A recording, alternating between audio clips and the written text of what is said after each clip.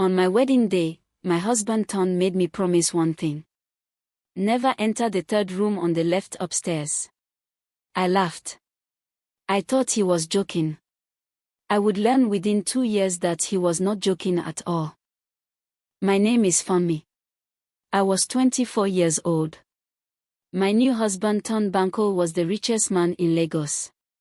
Everyone said I was the luckiest woman in Nigeria to marry such a powerful, handsome, mysterious man.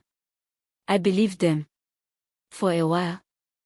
The mansion had 37 rooms. I counted them on my first day. There were guest rooms, libraries, a wine cellar, even a small private cinema. But the room he forbade me to enter was the smallest. Just a plain wooden door at the end of the upstairs hallway.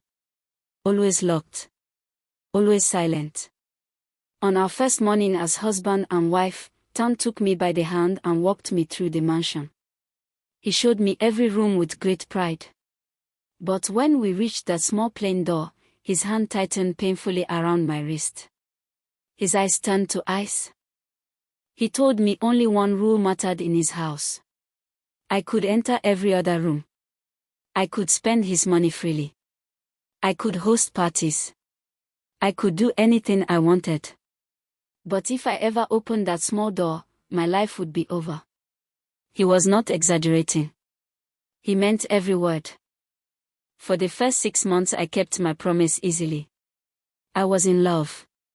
I was newly married. I had the whole mansion to enjoy.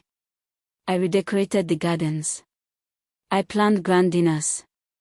I never even walked down that side of the hallway. The forbidden door was nothing to me. At first. But on the 7th month, something changed. I started hearing things at night. Soft sounds I could not explain. Footsteps when no one was upstairs. A door creaking when all doors were closed. And once, just once, I heard a woman crying very faintly somewhere in the house. I asked Ton about the sounds the next morning at breakfast. His knife froze mid-cut on his plate. He looked up at me very slowly. He told me old houses make many sounds at night. He told me I was imagining things. He told me to never bring it up again. Later that morning I tried asking our old house steward Ale. He had worked for Ton's family for over 40 years. He knew every secret of that mansion. But when I asked him about the forbidden room, his hand started shaking. He dropped the silver teapot. He refused to look at me. That night I lay awake listening. The mansion was too quiet. Ton slept beside me deep and still. Then I heard it again. Footsteps above us in the locked attic. Slow, careful footsteps. Walking back and forth across the wooden floor. Someone was up there. Someone was alive up there. The next morning I went to the attic. The door was sealed shut with thick iron padlocks. 3 of them. Brand new. Brand expensive. The kind a man only buys when he is hiding something he does not want anyone to ever find. I touched the cold metal lock slowly. That Sunday Ton's mother Mama Adu came to visit. She was a sharp, powerful woman. She watched me very carefully throughout lunch. She did not eat much. She did not laugh at my husband's jokes. And just before she left, she pulled me aside and whispered 5 chilling words. Her words were simple. Run from this house. I froze in her grip. Before I could ask her what she meant, my husband appeared. She let go of my hand quickly. She kissed his cheek as if nothing had happened. Then she got into her car and drove away. I never saw her again. I started searching the house secretly. While Ton was at work, I opened drawers, looked through old photographs, read papers, opened wardrobes. I found nothing strange. Until I opened the bottom drawer of his private study desk. There was a small velvet box. Inside the box was a tiny silver baby tooth. Ton had no children. He had told me very clearly before we married. He could not have children. He said he was infertile from a childhood illness. So whose tooth was inside that velvet box? Why was it kept so carefully in his most private drawer? I felt sick to my stomach. That evening I confronted Ton gently. I asked him about the silver baby tooth. His face went completely white. Then it turned dark red with rage. He stood up from his armchair slowly. He walked toward me with cold, deliberate steps. For the first time in our marriage, I was afraid of him. He grabbed my arm hard. He told me to never go through his things again. He told me he could take everything from me as easily as he had given it. He told me to remember the promise I had made on our wedding day. Then he locked himself in his study all night. I cried silently in our bedroom that night. The man I had married was not the man I thought I knew. Something dark lived inside him. Something dangerous. Something he was hiding behind a small plain wooden door at the end of the upstairs hallway. I had to find out what. The next morning I cornered old Ao in the empty kitchen. I begged him to tell me what was inside the forbidden room. He was silent for a long time. Then he took my hand and pressed something small and cold into my palm. A spare brass key. His eyes told me everything. That afternoon Ton left for a business trip to Abuja. He would be gone for 3 full days. I stood in the empty mansion holding the small brass key in my trembling hand. My heart pounded against my ribs. I climbed the curved marble staircase slowly. One step at a time. At the top of the stairs I stopped. The long upstairs hallway stretched before me, silent and dark. The forbidden door at the very end stood plain and waiting. Like it had been waiting for 2 whole years. I walked toward it slowly. My silk dress whispered against the floor. I reached the door. My hand trembled as I slid the small brass key into the cold lock. It clicked open softly. The sound felt like a gunshot in the silent hallway. I pushed the door slowly inward. It creaked open. The smell of old dust and stale air hit my face. The room was small. Smaller than I had imagined. There was a single wooden chair. A small narrow bed against the far wall. A wooden table beside it. And on the table sat one small framed photograph of a baby. A baby girl, maybe 2 years old. Smiling at the camera. I walked slowly to the bedside table. I picked up the small frame in shaking hands. The baby girl in the photograph had my eyes. My nose. My exact same small mole on her right cheek. It was a photograph of me. But I had never been in this house before my wedding day. I dropped the frame. The glass shattered on the wooden floor. My mind refused to understand what I was seeing. How could there be a baby photograph of me here? In this house? Hidden in a room my husband told me never to enter. Then I heard a soft sound behind me. A whisper. A thin pale woman stood in the doorway. Her long black hair was disheveled. Her dark eyes were hollow. She wore a faded blue cotton dress that hung loose on her bony frame. She had not seen sunlight in years. She stared at me silently. I could not breathe. I could not move. She finally spoke. Her voice was hoarse from disuse. She asked me one question. She asked me who I was. I whispered my name.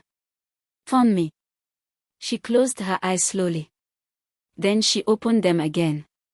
She told me a name that made my whole body turn to ice. She said her name was Busy. Busy Okafor. That was the name of Ton's first wife. The wife everyone said had died in a tragic car accident 8 years ago. The wife my husband had cried about on our second date. The wife I had felt so sorry for. She was not dead. She had been locked in this room. She told me everything. She told me the baby girl in the photograph was their daughter Ada. She told me Ton had taken Ada away from her when Ada was only 2 years old.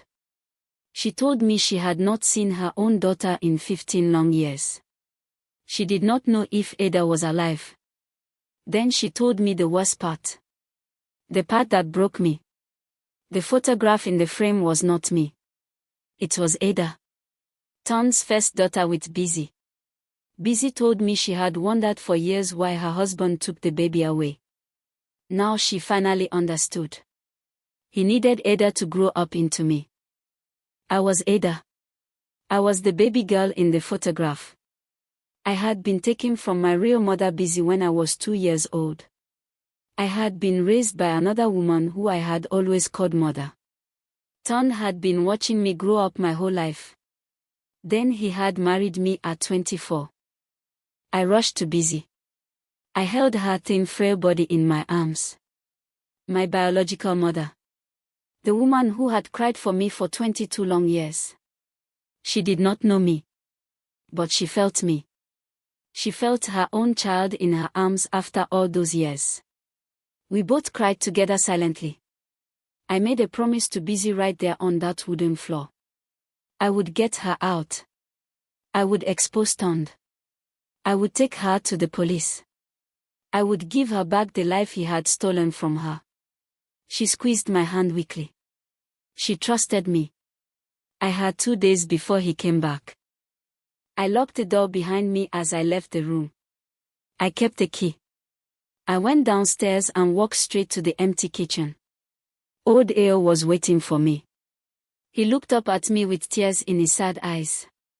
He knew I had finally seen her. He had been waiting 8 long years. Ao told me everything he had been forced to hide for 8 years. Busy was Ton's first wife. She had discovered his criminal business empire. She had threatened to expose him. He had locked her in that room. He had stolen their daughter. He had faked Busy's death in a fake car accident. The woman I had grown up calling mother was not my mother. She was Ton's older sister. She had raised me from the age of 2 while pretending to be my mother. She had been part of his sick plan all along. The plan to groom me. The plan to marry me. To replace Busy. That night I could not sleep. I packed a small bag with money and documents. I packed a change of clothes for Busy. I planned everything carefully. We would leave at 4 in the morning. Before the security cameras finished their rotation. I knew the gate code. I knew the night guard schedule. At 3:30 in the morning I crept up the marble staircase with both bags. I unlocked a small wooden door silently. Busy was already awake waiting for me. She had folded the faded blue blanket neatly on the small bed. She had brushed her hair as best she could. She was ready. I helped Busy change into the soft new clothes I had brought her. Her thin pale hands trembled at the touch of warm cotton after so many years of the same faded blue dress. I wrapped my own warm shawl around her shoulders. I held her cold thin hand. We started our escape together. We crept down the marble staircase together. Step by step. The mansion slept around us silent and watchful. We reached the grand entrance hall. The polished marble floor stretched ahead toward the heavy front door. 20 more steps to freedom. Then suddenly the lights flickered on. Ton stood in the doorway. Ton was supposed to be in Abuja. He had returned early. He stood there holding his car keys and his silver pocket watch. His sharp dark eyes moved slowly from me to Busy. The fury on his face turned into something colder. Something I had never seen before. Pure murder. He told me very softly that I had broken the one promise I made on our wedding day. He told me very softly that he had warned me what would happen. He told me he had spent 15 years building me into the perfect wife. He could not let me live. Not alive. I pushed Busy behind me. My biological mother. The woman who had lost everything because of this man. I would not let him hurt her again. I dropped the heavy bags. I picked up a tall heavy bronze candlestick from the marble side table beside me. My hand stopped shaking completely. Ton laughed coldly. He told me I was a foolish little girl. He told me he had killed before. He could kill again. He reached into his suit jacket pocket. He pulled out a small black pistol. He pointed it directly at my chest. I knew I had only seconds left to act. Then I saw movement behind Tond. Old Ao crept silently down the back staircase. He held a thick wooden walking stick in his weathered hand. 40 years of loyal silent service had ended tonight. He raised the wooden stick high above his head. Then he brought it down hard on Tond's skull. Tond collapsed onto the cold marble floor. The pistol skidded across the polished marble. I lunged forward and grabbed the pistol with both hands. He lay still on the floor, unconscious but breathing. Blood pooled slowly beneath his head. I stood over him, shaking with the pistol still gripped tightly. Ao dropped the wooden stick. His weathered face was wet with tears he had held back for 8 years. He told me to call the police immediately. He told me he would tell them everything he knew. He told me he was finally free of his own silence. He was finally free of his shame. I rushed back to Busy. She had collapsed against the marble wall, pale and shaking. I wrapped my arms around her thin, frail body. She had survived 8 years of imprisonment only to almost lose me in this final hour. She pressed her face against my shoulder. She whispered her daughter's name softly. The police arrived within 15 minutes. Flashing blue and red lights filled the long driveway. 6 officers entered the mansion. They took Tond away in handcuffs while he was still unconscious. They handcuffed his sister too. The woman I had called mother for 24 years. She would not look at me. Paramedics carried Busy out on a soft stretcher. She had been malnourished for 8 years. Her organs were failing slowly. She would need months of medical care. She held my hand the entire ride to the hospital. She kept whispering my real name over and over.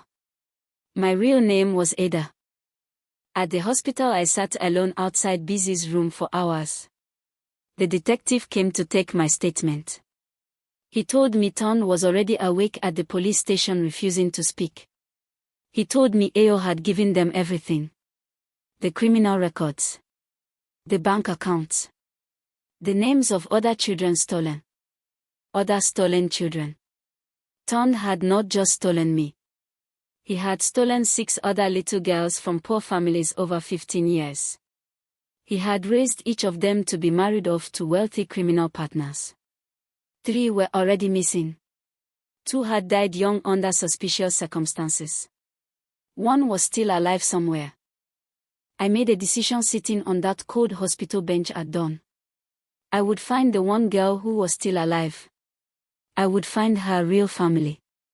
I would not let what happened to me happen to anyone else ever again. I would dedicate my whole life to this. Starting today. Busy recovered slowly over 6 long months. I never left her side. I moved out of the mansion forever. I sold every piece of jewelry Tond had ever given me. I used the money to rent a small simple apartment with my mother. She taught me her favorite cooking recipes. We were finally home. Tond was sentenced to 45 years in prison without parole. His sister received 20 years. Old Ao was given full immunity for his testimony. 6 other criminal partners were arrested and prosecuted. The trafficking ring was completely dismantled. The court returned every single property and asset to Busy and to me. 3 months after the trial, I tracked down the 7th stolen girl. Her name was Joy. She was 22 years old. She was about to marry a wealthy older man. I went to her wedding day. I showed her the photographs. She cried in my arms for hours. She came home with me. Joy moved into our small apartment for 1 full year. Busy took her in as if she was another daughter. I helped Joy find her own biological family in a small village outside Ibadan. The reunion was beautiful. Her real mother had never stopped looking for her. Some families never give up hope. Busy and I started a foundation together. We called it the Open Door Foundation. We help trafficked women and stolen children find their real families. In 1 year we reunited 14 families. Busy finally smiled again after 8 years of forgetting her. I finally understood what real love looked like. On my 26th birthday, Busy gave me a small velvet box. Inside was the tiny silver baby tooth from Ton's drawer. She told me it was my first baby tooth. She had kept it carefully for 2 years before he took me from her. She had been waiting 24 years to return it. I still dream sometimes about that small wooden door at the end of the long hallway. The door my husband forbade me to enter for 2 long years. But the dream no longer brings me fear. It brings me strength. Because behind that forbidden door I did not lose myself. I finally found myself.